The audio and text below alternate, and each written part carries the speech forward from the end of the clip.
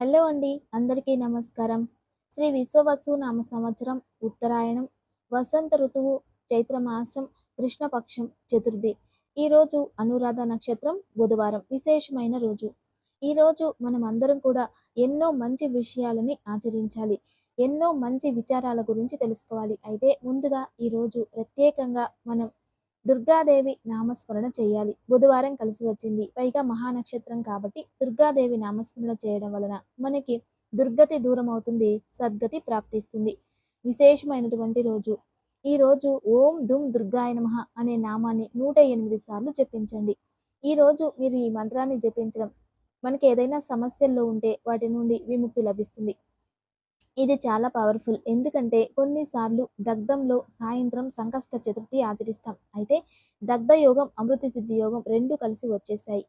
సూర్యోదయం ఒక విధంగా ఉంటుంది, ఇక సూర్యాస్తమయం ఉంటుంది. ఇటువంటి యోగం అప్పుడప్పుడే ప్రాప్తిస్తాయి. అలా ఈరోజు బుధవారం అనురాధ నక్షత్రం అమృత సిద్ధి యోగం, అది దగ్ధ యోగం కాబట్టి ఈరోజు మనం అందరం కూడా దుర్గా నామ మంత్రాన్ని జపిస్తే దారిద్ర్యం నుండి దూరమైపోతుంది, దారిద్ర్యం దగ్ధమైపోతుంది అని అర్థం. ఇలా విశేషమైనటువంటి శక్తి ఈరోజు ఈ మంత్రంలో ఉంటుంది. కాబట్టి ఈరోజు మీరు 108 సార్లు గాయత్రి మంత్ర జపం కానీ, ఇలా గురువారం ఏదైనా ఉపదేశం తీసుకుని ఉంటే అది కానీ, సరస్వతికి సంబంధించింది కానీ, హనుమంతునికి సంబంధించింది కానీ, మీరు ఏ మంత్రాన్నైనా ఈరోజు ప్రస్తుతం 108 సార్లు భక్తి శ్రద్ధలతో జపించినట్లయితే మీకు చాలా మంచి ప్రతిఫలం ప్రాప్తిస్తుంది. ఎప్పుడు చేస్తే ఎటువంటి ఫలమో దాన్ని 100 రెట్ల ప్రతిఫలం ఈ ఒక్క రోజులోనే మీకు ప్రాప్తిస్తుంది. అటువంటి యోగం ఉంది ఈరోజు. కాబట్టి ఖచ్చితంగా ఆచరించండి, శుభం జరుగుతుంది.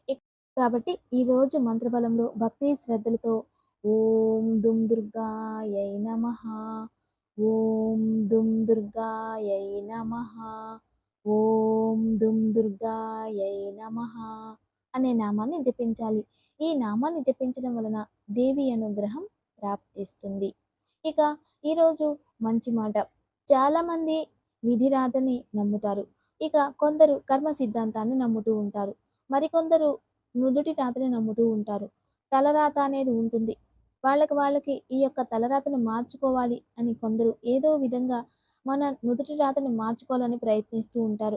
ఎలా మార్చుకోవాలి? సంచిత కర్మఫలం ఉంది, ప్రారంభ కర్మఫలం ఆచరించేశారు. ఈ నుదుటి రాత ఎలా మారుతుంది? ఎలా మార్చుకోవచ్చు? ఇది అవుతుందా? అసలు విధి రాతని మార్చలేం, కానీ మన నుదుటి రాతని మనం మార్చుకోగలం, ఖచ్చితంగా మార్చుకోగలం. అది ఎలా అంటే మనం దేన్ని ఆచరిస్తున్నాము, ఎటువంటి కర్మను ఆచరిస్తున్నాము అనే దానిపై మన తలరాత మారుతూ ఉంటుంది. ఇప్పుడు మీకు ఆయుష్ 100 సంవత్సరాలు అనుకుందాం. అలా ఆయుష్ 100 సంవత్సరాలు ఉంది అనుకున్నప్పుడు చక్కగా భోజనం తీసుకుంటూ, వ్యాయామం చేసుకుంటూ, ఆరోగ్యమైన ఆహారం తీసుకుంటూ ఇలా ఉంటే 100 సంవత్సరాలు బతుకుతావు. వ్యసనాలకి బానిస అయిపోయి లేనిపోని జబ్బులన్నీ తెచ్చుకుని ఆహార పద్ధతులు ఏమీ పాటించకుండా డిసిప్లిన్ లేకుండా జీవిస్తూ ఉంటే 50 ఏళ్ళు కూడా సరిపోవు. అంటే దాని అర్థం నీ నుదుటి రాత 100 సంవత్సరాలు రాసి ఉంటే నువ్వు 50 ఏళ్ళకే చనిపోతావు అన్నట్లు. అది స్వకర్మ. ఇది దానికే ఆత్మద్రోహము అంటాం. మన శరీరంలో ఉన్న ఆత్మకి చేసిన ద్రోహం, అది ప్రారబ్ధ కర్మ వల్ల నీ ఆయుష్ క్షీణించింది అనేది అర్థమవుతుంది. అప్పుడు ఆయుష్ ప్రారబ్ధ కర్మ వల్ల క్షీణించినప్పుడు అదే ప్రారబ్ధ కర్మంలో ఉత్తమమైన పనులు చేస్తే ఆయుష్ వృద్ధి చెందాలి కదా. అంతే కదా. జీవితంలో మనం ఖచ్చితంగా మన తలరాతని మనం మార్చుకోవచ్చు. ఎందుకంటే జననం నీ చేతిలో లేదు, మరణం నీ చేతిలో లేదు, జీవితం నీ చేతిలోనే ఉంది. అటువంటప్పుడు పుట్టినప్పుడు నువ్వు పేదరికంగా అజ్ఞానమైన ఇళ్లల్లో, అంధకారమైన ఇళ్లల్లో నువ్వు జన్మించేస్తావు. కానీ పెరుగుతూ పెరుగుతూ మనం జ్ఞానం పొందవచ్చు, అజ్ఞానం నుండి బయటికి రావచ్చు, కష్టపడి సంపాదించవచ్చు, పేదరికాన్ని దూరం చేసుకోవచ్చు. పట్టుదల అనేది మనలో ఉంటే మనం దేన్నైనా సాధించవచ్చు. జీవితం నీ చేతుల్లోనే ఉంటుంది అంటే పుట్టుకతో ఒక నుదుటి రాత అనేది నీపై ఉంటే పెరుగుతూ పెరుగుతూ దాన్ని నువ్వు మార్చుకుంటావు. అదే విధానంగా మీ జీవితంలో నేను పేదోడిని, నాకేం తెలియదు, నేను అజ్ఞానిని అని అనుకోకూడదు. కష్టపడాలి, సాధించాలి అనుకోవాలి. పట్టుదలతో ప్రయత్నించాలి. ఎప్పుడైతే మీరు కష్టపడతారో, ఎప్పుడైతే మీరు కష్టపడుతూ ఉంటారో, శ్రమిస్తూ ఉంటారో, అదృష్టం మిమ్మల్ని ఎదుర్కొనొస్తుంది.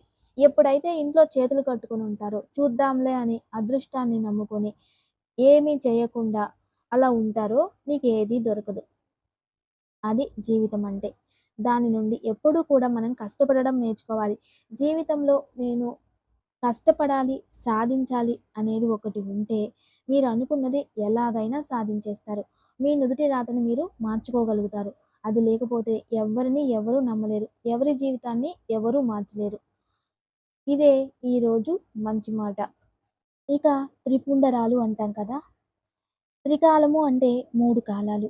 3 కాలాలు అంటే ఏంటి అంటే, ఒకటి రాత్రి, ఒకటి పగలు, ఇంకోటేంటంటే ఇప్పుడు జరుగుతున్న సమయం. 3 సమయాలలోనూ భగవంతుని శక్తి నాలో ఉంది అనే నమ్మకం. ఇచ్ఛాశక్తి, జ్ఞానశక్తి, క్రియాశక్తి ఈ 3 అందులో ఉన్నాయి. బ్రహ్మ, విష్ణు, మహేశ్వరులు ఉంటారు.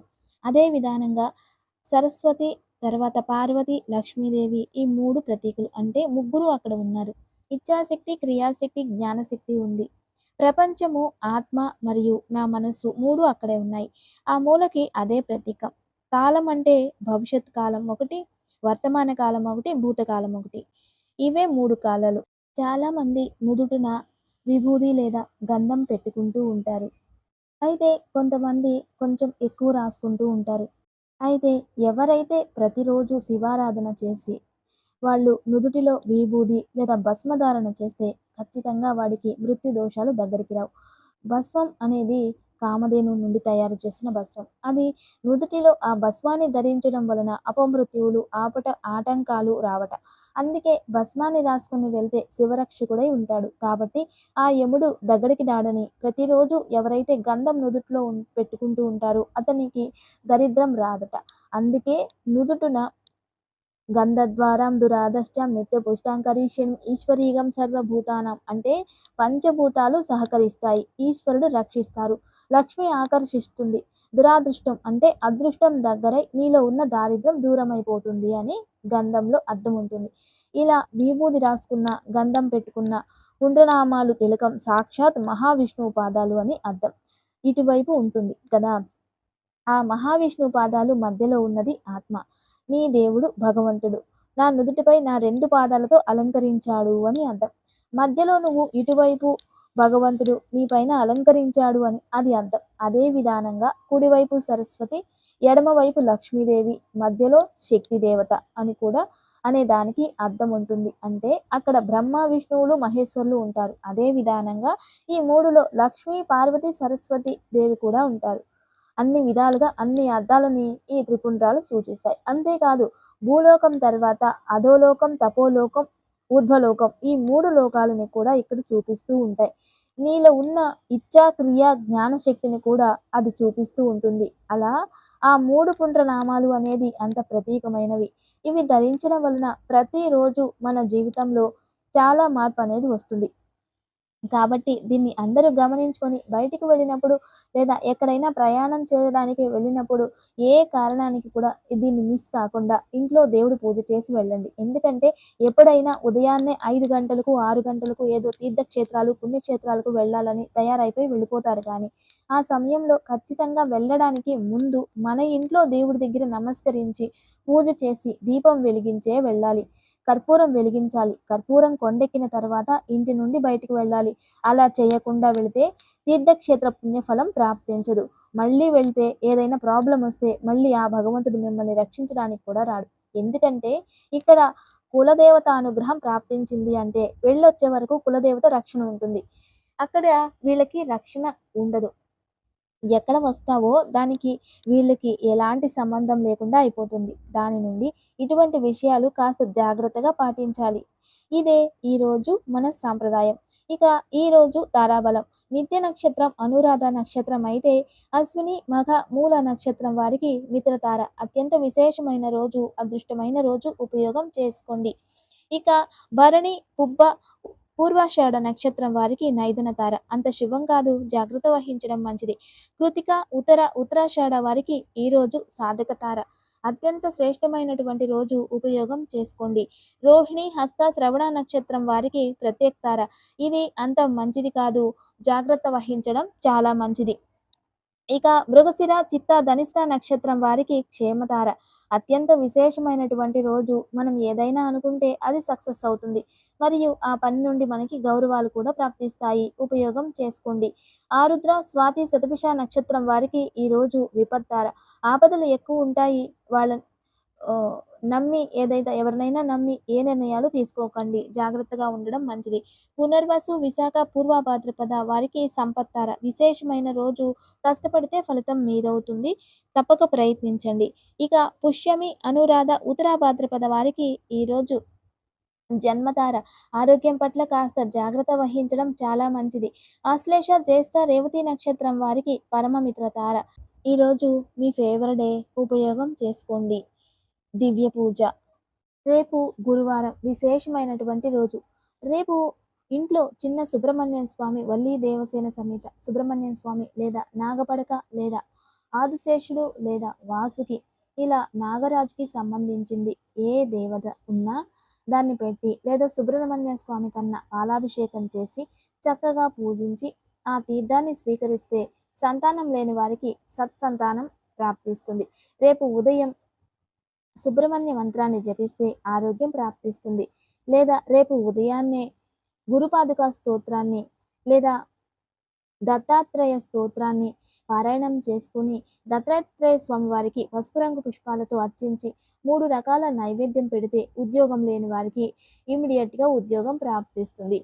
అటువంటి దివ్యమైనటువంటి యోగం రేపు ప్రాప్తిస్తుంది. తప్పకుండా రేపు ఎవరికి ఏ పూజ అవసరం ఉందో దాన్ని తప్పక ఆచరించండి. ఇక దివ్యమైన యోగక్షేమం. ఈరోజు సాయంత్రం సంకష్టహర చతుర్థి. ఈరోజు సాయంత్రం గణపతికి అర్క పుష్పాలతో పూజించి గరికిని అర్చించి దొరికితే శ్వేతగన్నేరు లేదా ఎర్రగన్నేరు వీటితో స్వామివారిని పూజించి అర్చించి చిన్నగా ఇలాచితో ఒక మాల చేసి గణపతికి సమర్పించాలి. ఇలా గణపతిని పరిపూర్ణంగా ఆరాధించి మీకు అనుకూలమైతే మోదకాలు తయారు చేసి దేవుడికి నైవేద్యం పెట్టాలి. ఈరోజు బుధవారం కలిసి వచ్చింది. అందువలన మోదక నైవేద్యం అత్యంత ప్రియమైనది.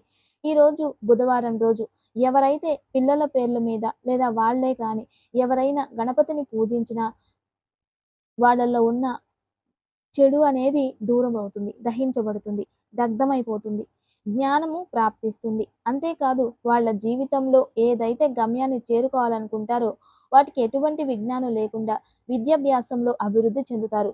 ఈరోజు తప్పకుండా గణపతిని విశేషంగా సాయంత్రం ఆరాధించి పూజించండి. ఇవన్నీ చేయలేకపోయినా గణపతికి పెరుగన్నం నైవేద్యం పెట్టి గణపతి రుణ విమోచక స్తోత్రాన్ని చదువుకోండి. ఆ రుణాలన్నా దహించబడతాయి. అప్పుల భారం తగ్గిపోతుంది. అద్భుతమైన యోగక్షేమం తప్పక ఆచరించండి. నమస్తే. Thanks for watching.